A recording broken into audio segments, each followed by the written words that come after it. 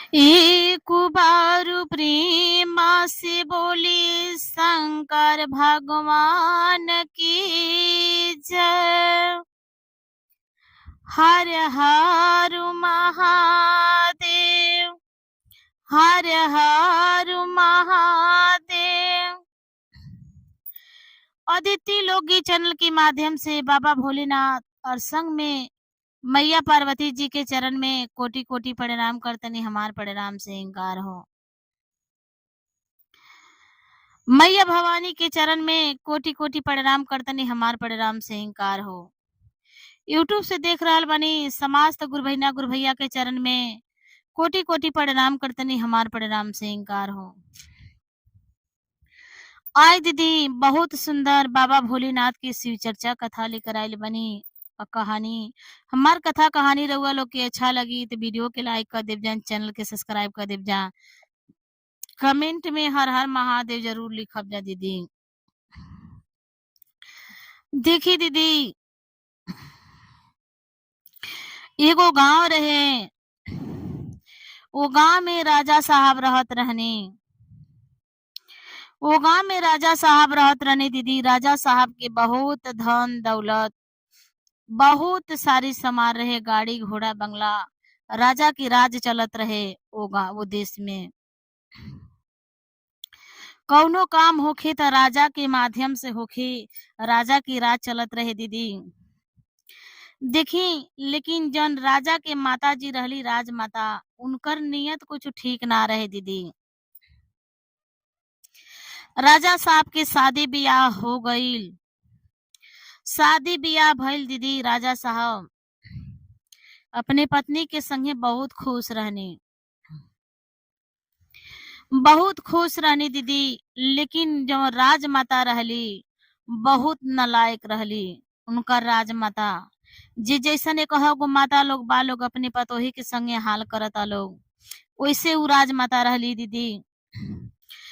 देखी, इतना धन दौलत गाड़ी घोड़ा रहे, लेकिन जौन रानी साहब रहली, रानी साहब के जब गर्भवती रानी साहब रहली दीदी, रानी साहब जब गर्भवती रहा तो रानी साहब के गर्भवती जब रहा आ जब 9 महीना हो जा तो राजमाता कहीं में कहीं अपने बेटा के, राजा साहब के कहीं में कहीं भेज दा। राजा साहब जब कहीं में कहीं चल जा, तब जब 9वां महीना में रानी साहब के जब रानी जी के गर्भवती जब उनके होखे, बच्चा होखे रहे दीदी। जब बच्चा हो जाओ तो राजमाता जौन अपने घरे दासी रखले रहली, राजमाता जौन दासी रखले रहली, दासी के वो बच्चा के कहा दासी के जिले जा तू जमीन में गाड़ के दफना दी है। देखी दीदी, राजमाता अपने नाती पोता के संगे का करम, कहा ले जा जमीन में गाड़ के दफना दी है। उ जवन दासी रहली उ लेके जाओ, गांव के पास में एगो नदी रहे दीदी। वही नदी में चंगेली में ध के वही नदी में बहा द लइका के। देखी दीदी, बहा द, बस ई लइका बहत बहत कहाँ चल जा लोग, बहुत दूर चल जा लोग। एगो गांव रहे दीदी। ओमे गांव में धोबिन आ धोबी रहे लोग। जवन धोबिन रहली बाज रहली, धोबिन के एको संतान ना रहे। जब धोबिन कपड़ा धोवे गईली दीदी, कपड़ा धोवे गईली तो वही अपने थी में कपड़ा धोवत अली, नदी के आटे देखत अड़ी जे नदी में लइका कहाँ कहाँ रोवत आवत अटे।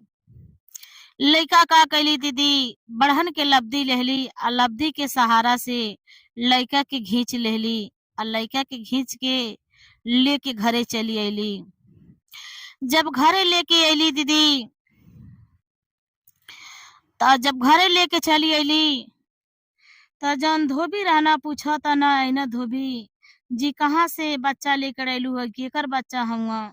धोबिन कहली जे जी हम बच्चा कहीं से केहू के छोड़ के या चाहे चोरा के नहीं छीन ले आइल, हम नदी में कपड़ा धोवे गईनी हई बच्चा वही नदी में बीच में रोवत रहना के हाँ अधहत आवत रहना तो हम बच्चा लेके चलिए नहीं हाँ धोबी कहना जे देखो गांव में डुगी पिटवा दो जे जेकर बच्चा होखे आके ले जा आ नहीं तो हमनी के थाना पुलिस कह दी लोग तो हमनी के जेल चल जाई हमनी के सजा मिली।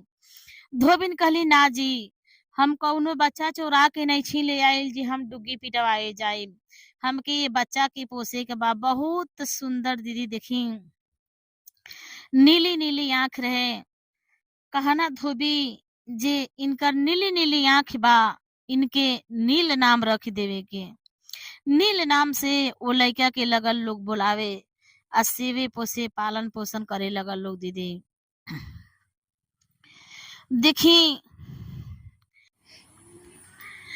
जब राजा साहब आईनी शिकार घूम घाम के शिकार उकार खेल के त अपनी राजमाता से पूछनी राजमाता अब बच्चा कहाँ बाड़े रानी साहब कहाँ बाड़ी कहली राजमाता ये बाबू उ रानी साहब के लइका ना रहल वैसे ही पेट में चिरकुट ध के आ पेट ऊंचा कैले रहिए जे हम गर्भवती बानी उ गर्भवती ना रहली है। देखी दीदी रानी राजमाता के कितना खेला रहे राजमाता फिर कुछ दिन के बाद फिर रानी गर्भवती भैली जब रानी फिर गर्भवती भैली दीदी तो फिर राजमाता अपने बेटा के शिकार खेले भेज देली जब 9 महीना हो गए राजमाता शिकार खेले के भेज देली जब 9 महीना हो गई दीदी फिर गर्भवती जब उनकर बच्चा पैदा भइल दीदी फिर राजमाता का कैली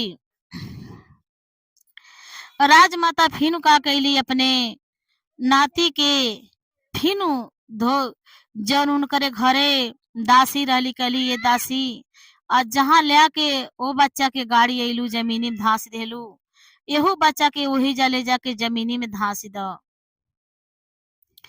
कहली ठीक बा फिर जन उदासी रहली ले जाके नदी में बहा देली लइका जब नदी में बहा देली तो फिर भी राजमाता नदी में बहवा देली फिर धोबिन गईली कपड़ा धोवे तो फिर देखा तड़ी बच्चा के हाँ नदी में रोते आवता फिर वो बच्चा के लब्दी के सहारा से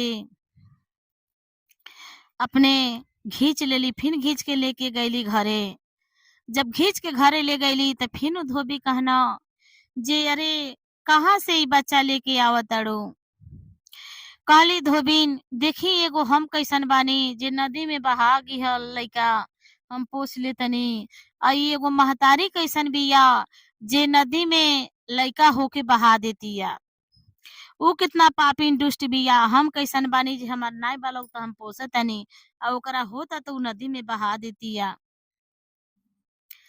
देखी दीदी फिर वो लड़की के ले गईली फिर वही लड़की के जैसे नीली नीली आंख रहे वैसे नीली नीली आंख ये लड़की की भी रहे जैसे लड़का का रहे तो वो लड़का के नील नाव धरले तेकर नीलम नाव धराई लड़की के नीली आंख रहे नीलम कहली जवन धोबी रहली कहली उनकर नील नाम रही तो इनकर नीलम नाव रही। देखी दीदी दोनों लड़का के से पोस के तैयार कर देली आज जवन राजमाता रहली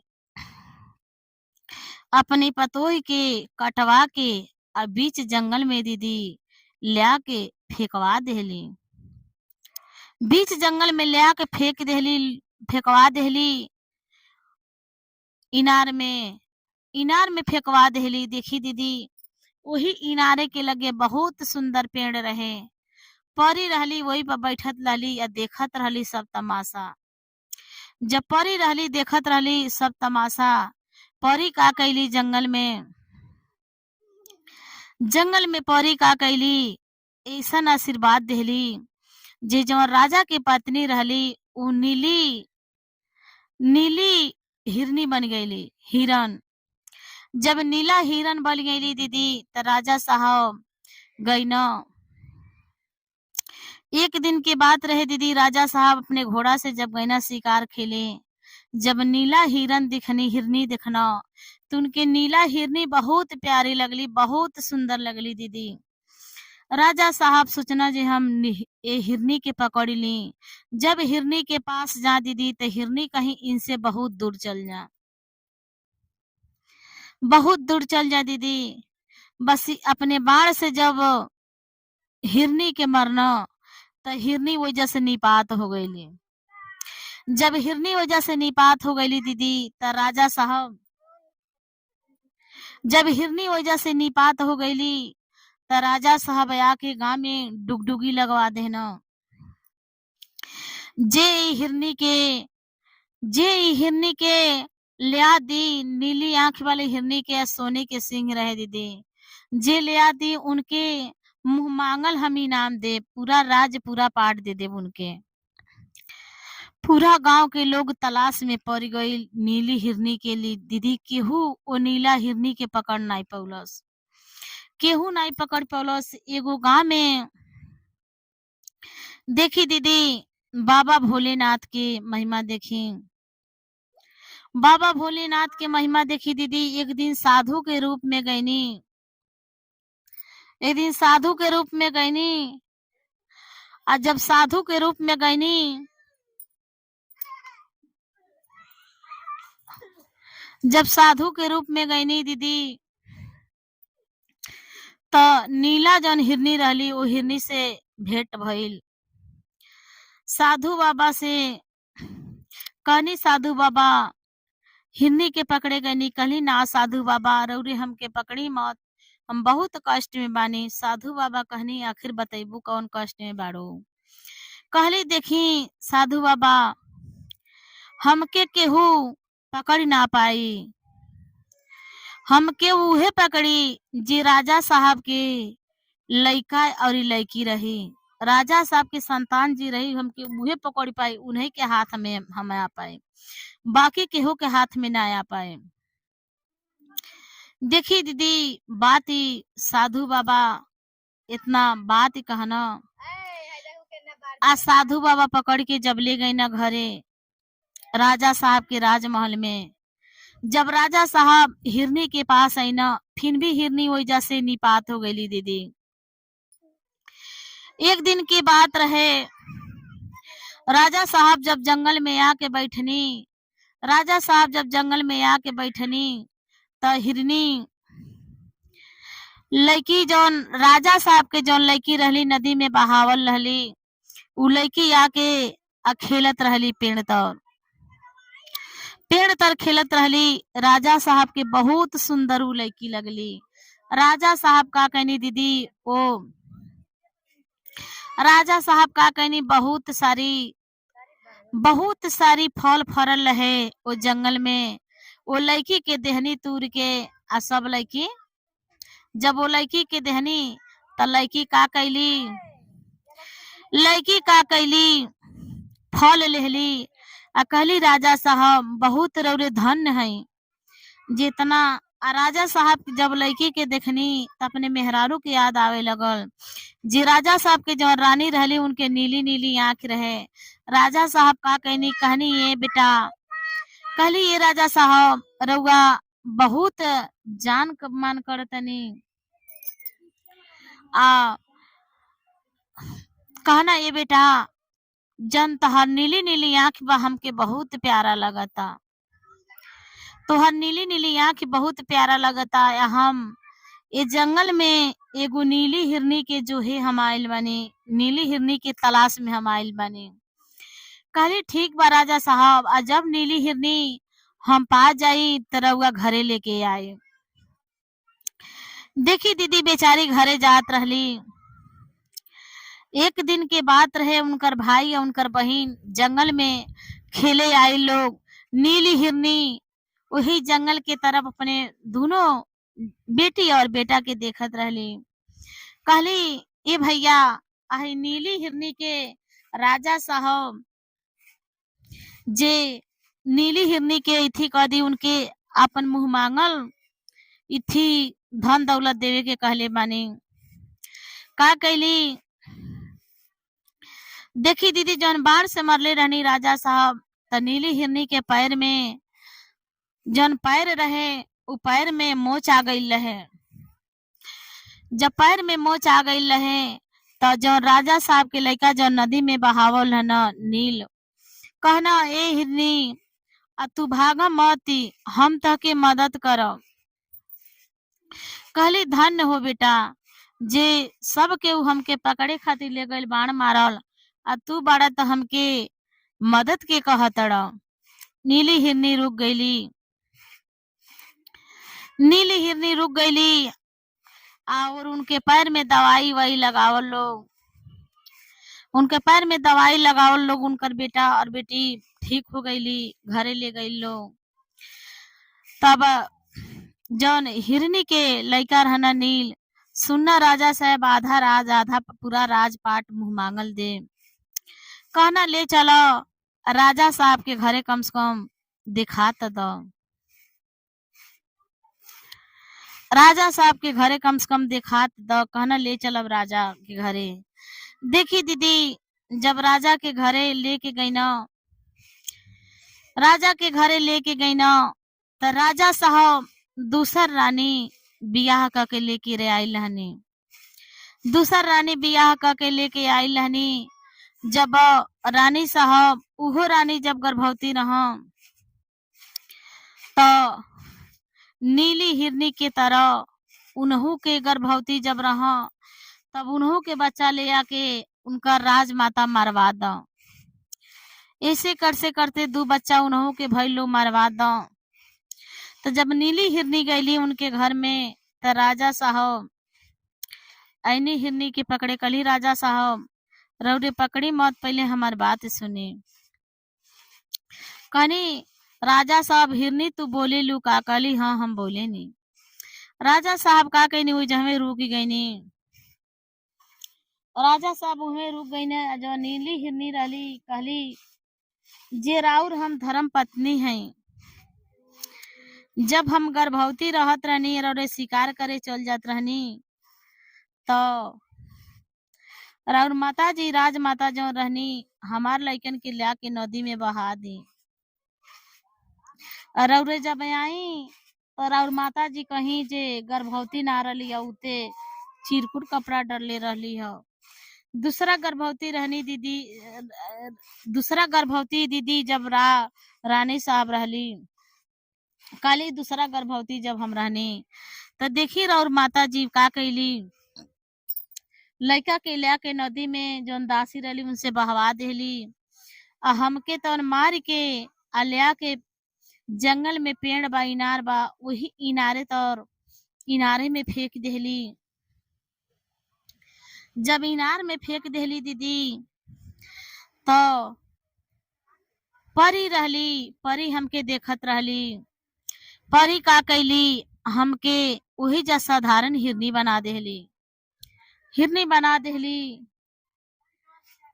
तो राजा साहब कहनी जौन साधु जी गई रहनी तो के पकड़े, तो कहत रहनी जे साधारण तहार बालक रही उहे पकड़ी पाई। कहली हाँ, जन है दोनों नीली आंख वाला लीलम और नील बालोग तो हमार बच्चा है लोग। जब ई नदी में बहावत गईली तो धोबिन कपड़ा धोवे गईली, तो उलिया के पोसत गईली। धोबिन ला के पोसत गईली दीदी। देखी अपने पति से कहली, उनकर पति अब उनकर राजमाता के देखी दीदी, लगली गोड़ हाथ पटके बेटा झूठ हमके माफ। लगली हिरनी के गोड़े पे गिर के और राजा साहब के गोड़े पे गिर के माफी मांगे। देखी दीदी तरह तरह के लोग बाटे, एक से एक लोग बात देश में दुनिया में। देखी दीदी हमार कथा रउआ लोग के अच्छा लगी तो बताइब जान। कथा गईल बन में, सोची अपन मन में।